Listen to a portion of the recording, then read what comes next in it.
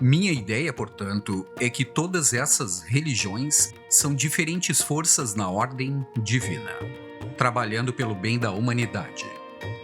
Acredito que elas não sejam contraditórias, mas suplementares. A religião universal, sonhada pelos filósofos, já está aqui. Nenhuma busca tem sido mais clara ao coração humano do que a que nos traz a luz de Deus. Seja no passado, seja no presente, nenhum estudo exigiu tanta energia humana quanto o estudo da alma, de Deus e do destino do homem. Assim tem sido através dos tempos em todos os países. O ser humano deseja olhar mais além, expandir-se. Tudo que chamamos de progresso e evolução é medido por essa busca do destino humano, a busca de Deus. Assim como as lutas sociais são representadas em diferentes nações por facções divergentes, a luta espiritual do homem é representada pelas diversas religiões. Assim como as organizações sociais estão em constantes disputas, as organizações espirituais têm estado constantemente em guerra recíproca. Partidários de determinada organização social alegam que o direito de viver pertence apenas a eles e irão exercê-lo enquanto lhes for possível à custa dos mais fracos. Similarmente, cada seita religiosa reclama seu direito exclusivo de existir. Constatamos assim que nada trouxe mais bênçãos aos homens quanto a religião, nem nada trouxe tanto horror quanto a religião. Sabemos que sempre existiu uma contracorrente de pensamento. Sempre existiram facções de homens, filósofos e estudantes de religiões comparadas que tentaram e ainda tentam harmonizá-las em meio a essas seitas dissonantes e em discórdia. Em certos países, essas tentativas alcançaram êxito, mas no resto do mundo fracassaram. Usando bom senso, notamos desde logo que as grandes religiões do mundo são dotadas de tremendo poder vital. Algumas argumentarão que elas desconhecem esse poder. Porém, ignorância não é desculpa. Alguém que diga, como não sei o que ocorre no mundo, o que dizem estar acontecendo não existe. Não pode ser desculpado. Aqueles dentre vocês que observam o pensamento religioso em âmbito mundial estão perfeitamente conscientes de que nenhuma grande religião morreu. Pelo contrário, cada uma delas continua progredindo.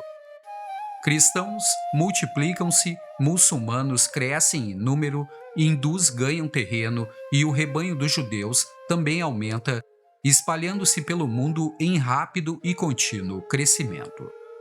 Os budistas propagam-se por toda a Ásia Central ininterruptamente. Na história atual da espécie humana, o fato é que todas essas grandes religiões existem, expandem-se e multiplicam-se. Há um significado nisso, com certeza. Se fosse da vontade de um Criador sapientíssimo e misericordioso que só existisse uma religião e que as restantes acabassem, isto já teria ocorrido há muito, muito tempo. Se efetivamente só uma dessas religiões fosse verdadeira e as outras falsas, ela hoje estaria difundida no mundo inteiro. Não é, porém, o que acontece. Nenhuma religião propagou-se sozinha por toda parte.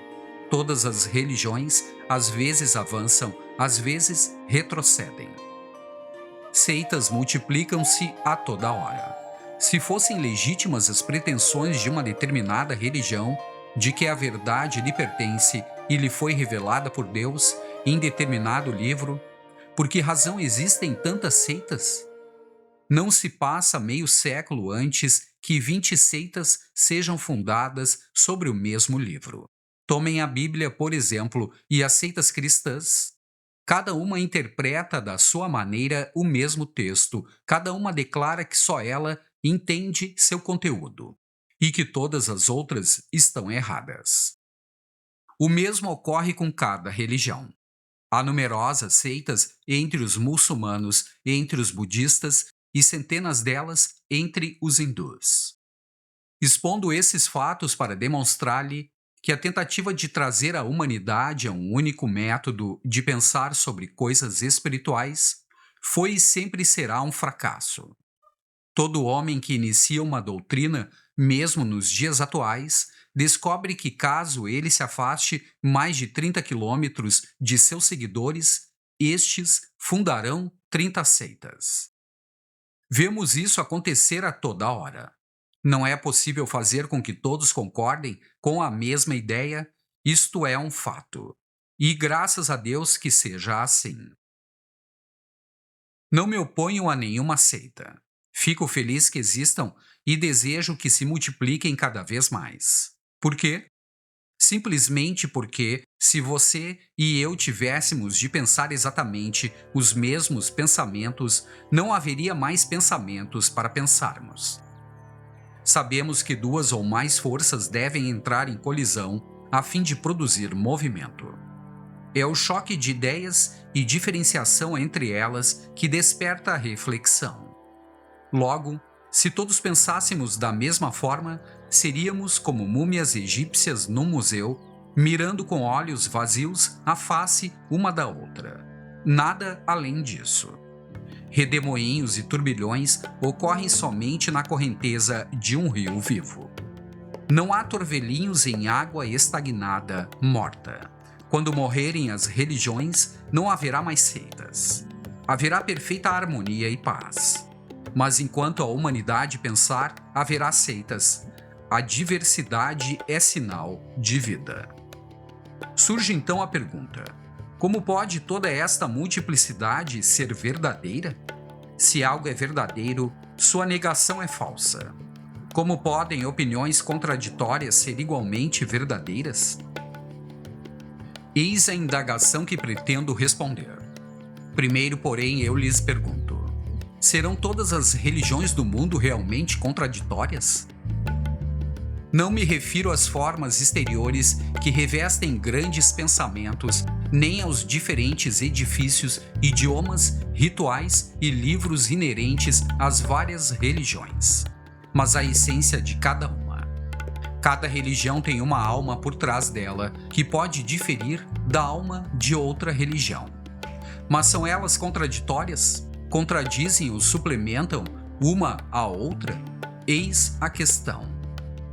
Creio não serem contraditórias, porém suplementares. Cada religião encarrega-se de uma parte da grande verdade universal e emprega toda a sua energia para exprimi-la e caracterizá-la. Trata-se, pois, de edição, não de exclusão. Eis a ideia. Sistema após sistema surge, cada um personificando uma grande ideia. E ideias precisam ser acrescidos a ideais. Assim caminha a humanidade. O homem nunca progride do erro para a verdade, mas de verdade em verdade, das verdades menores para as mais elevadas, nunca do erro para a verdade. Sabemos, porém, que podem existir pontos de vista quase contraditórios, mas todos indicarão a mesma coisa.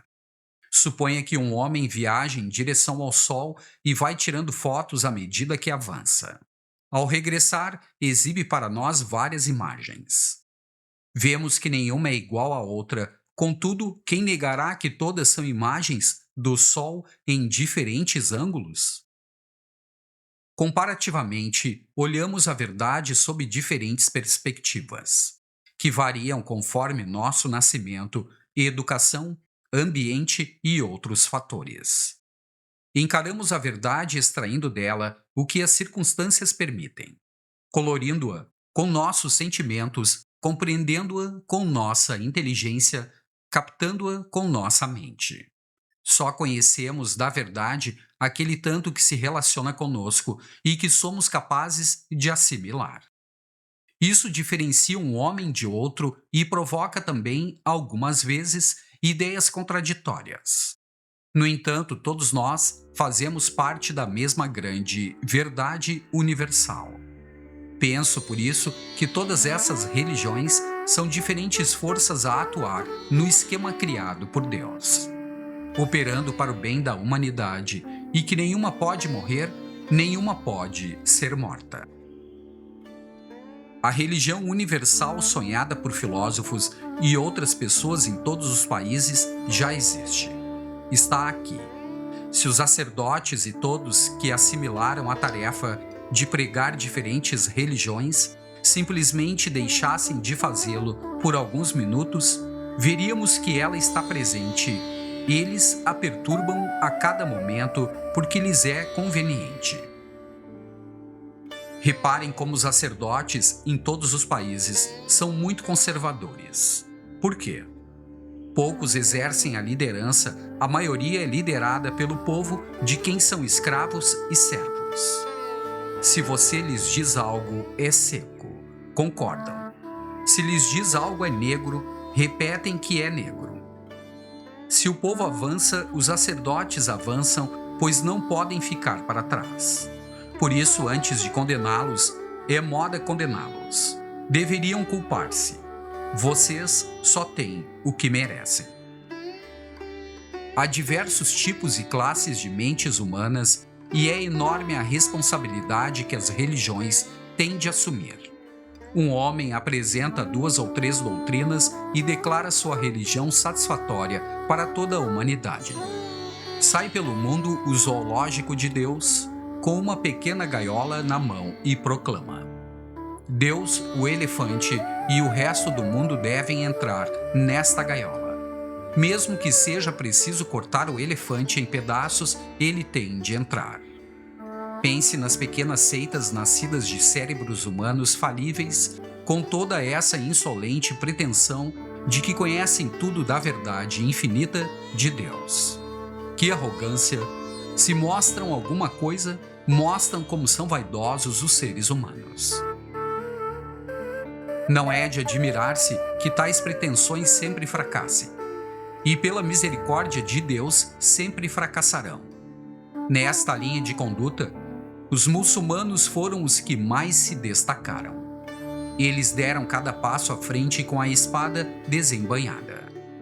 O Alcorão numa das mãos e a espada na outra.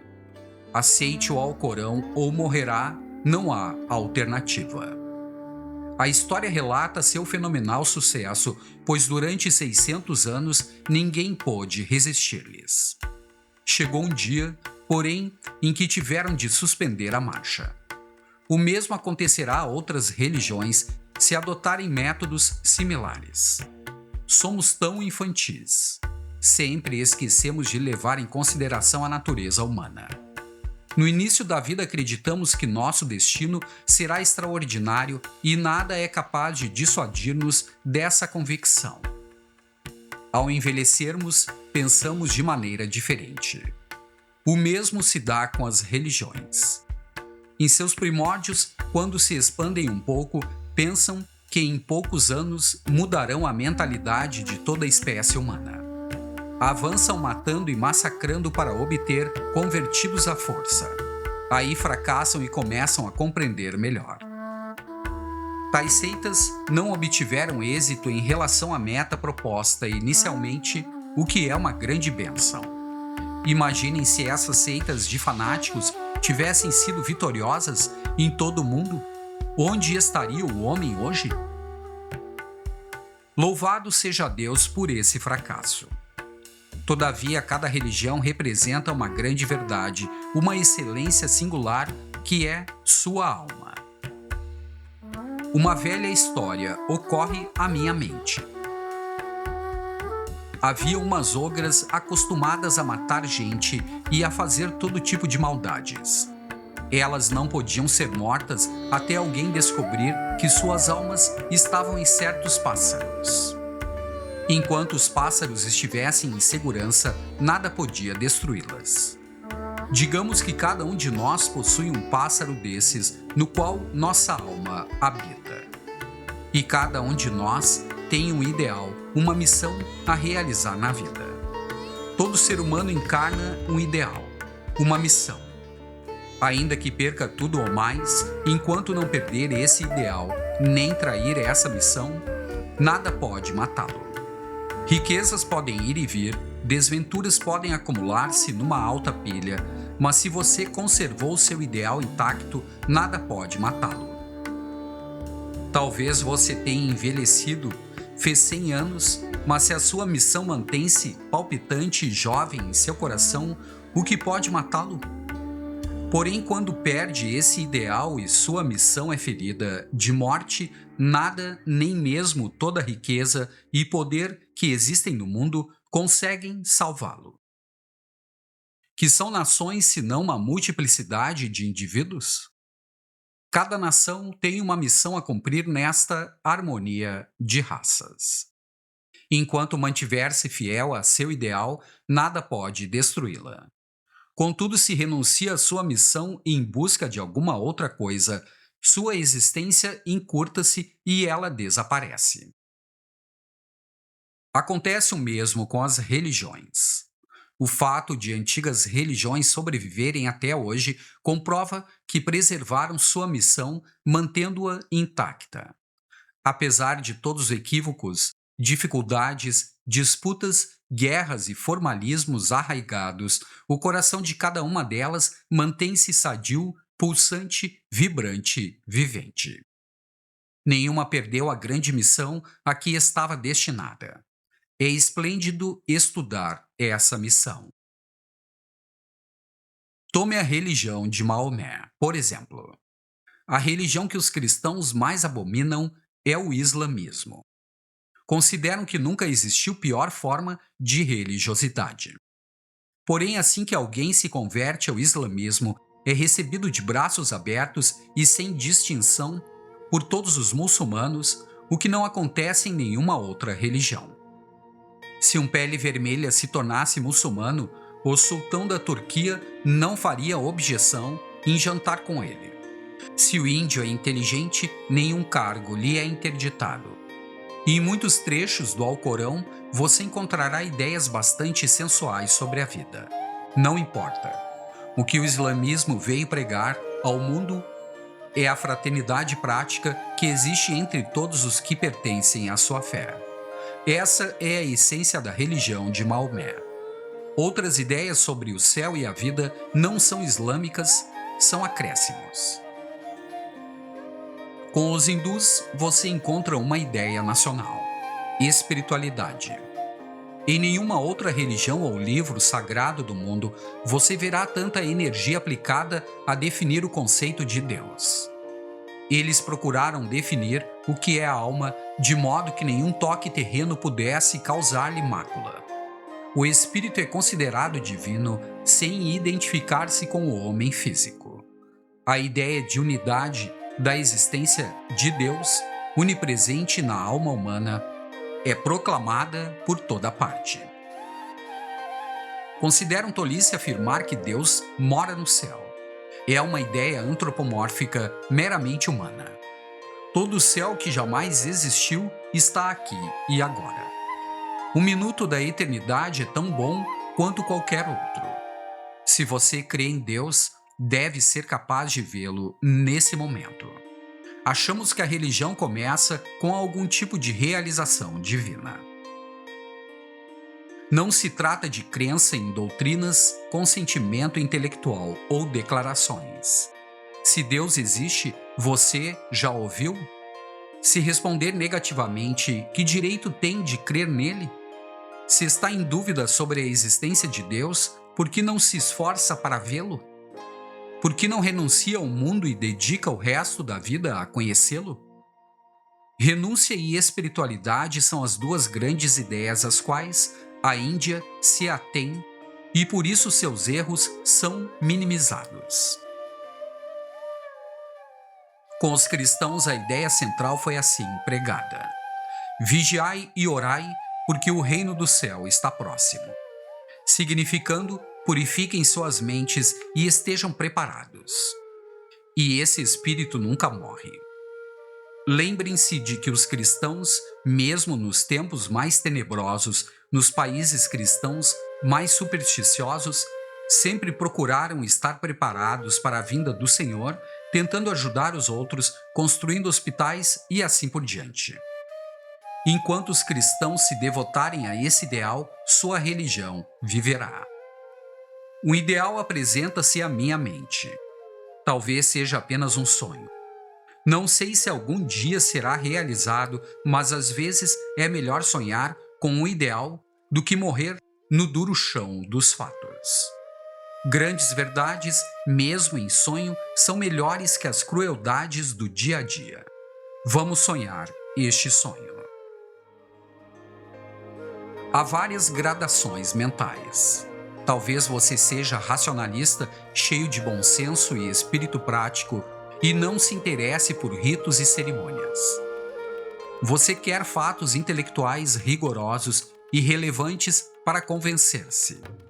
Os puritanos e muçulmanos também não admitem imagens ou estátua no recinto de culto. Muito bem, entretanto, outra pessoa tem um temperamento mais artístico. Deseja cercar-se de arte. A beleza de linhas e curvas, cores, flores, cerimônias, quer velas, luzes e todos os símbolos e acessórios ritualísticos para que possa ver Deus. A mente dessa pessoa aprende Deus por essas formas, enquanto a sua o aprende por meio do intelecto.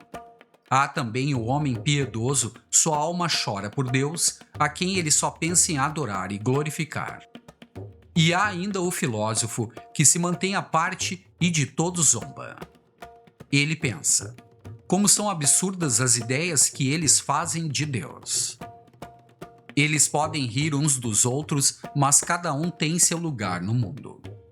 A diversidade de mentalidades e a variedade de temperamentos são necessárias. Se algum dia existir uma religião ideal, deverá ser bastante nobre e ampla para suprir todas essas mentes. Oferecerá ao filósofo a força da filosofia, ao adorador de Deus o coração piedoso, ao ritualista tudo o que o simbolismo mais maravilhoso pode transmitir, ao poeta tanta emoção quanto ele pode aguentar, e assim por diante. Para criar essa religião ampla, teremos de voltar aos primórdios das religiões e adotá-las todas. Nossa palavra de ordem será então aceitação e não exclusão. Não apenas tolerância, pois esta suposta tolerância geralmente é um insulto e não estou de acordo com ela. Acredito em aceitação. Por que deveria eu tolerar? Tolerância significa que acho que você está errado e estou apenas permitindo que exista. Não é uma blasfêmia pensar que você e eu estamos consentindo que os outros vivam? Aceito as religiões do passado e presto culto a Deus em todas elas. Juntamente com cada uma, adoro a Deus na cerimônia ou rito que usarem. Entrarei na mesquita do muçulmano, entrarei na capela do cristão e ajoelhar-me-ei entre o crucifixo e o altar. Entrarei no templo budista, onde me refugiarei em Buda e sua lei. Entrarei na floresta e sentarei em meditação com o hindu que está tentando ver a luz que ilumina o coração de cada ser. Não só farei isso, mas conservarei meu coração aberto para tudo o que vier no futuro. O livro de Deus está terminado ou é uma constante e contínua revelação? É um livro maravilhoso. As revelações espirituais do mundo. A Bíblia, os Vedas, o Alcorão e todas as escrituras sagradas são apenas algumas páginas de um número sem fim que ainda resta para folhear. Eu o deixaria aberto para todos. Vivemos no presente, porém estamos abertos para o futuro infinito. Acolhemos o passado, desfrutamos da luz do presente e abrimos todas as janelas do coração para o tempo que há de vir. Saudações aos profetas antigos, aos grandes seres de nossa época e aos que virão no futuro.